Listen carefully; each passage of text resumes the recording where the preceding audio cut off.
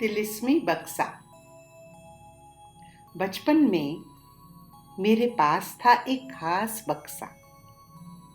माँ रखती थी उसमें मेरे कपड़े प्यार से तह लगाकर। फिर एक दिन मैं अपनी कई चीजों के साथ छोड़ आई उसे माँ के ही घर में।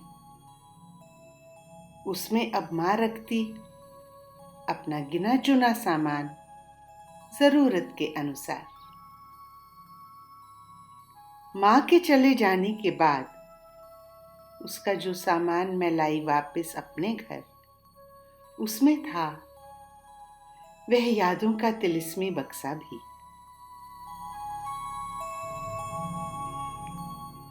बड़ा हौसला मिलता था उसे देख। कोई शक नहीं था उसकी मजबूती पर। बहुत कुछ सहा था उसने बदलते वक्त के साथ। सच, कितना लंबा सफर तय करके पहुंचा था आज वो मेरे पास फिर से।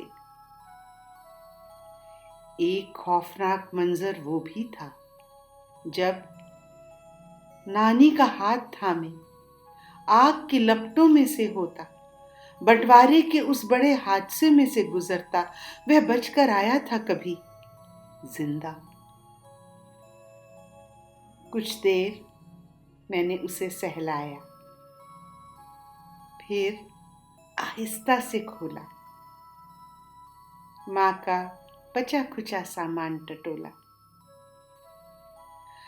खादी की कुछ साड़ियाँ, स्वेटर बुनने की सिलाइयाँ, कुछ कॉलेज के पुराने चित्र, कुछ पेंटिंग करने के ब्रश और रंग।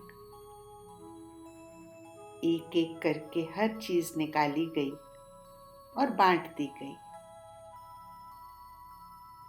अचानक जब देखा उसे खाली, बिल्कुल खाली, ना जाने क्यों दिल जैसे धक सा हो गया। सोचने लगी, अब इसमें रखने को कुछ है ही नहीं, तो क्या करूंगी इसका। आंखों में भर आए मोटे मोटे आंसू और उस बक्से के भरे पूरे दिन याद करते हुए फूट फूट कर रो पड़ी। मुंह से बरबस निकल गया। हाँ माँ, अब इसे भी करना होगा विदा।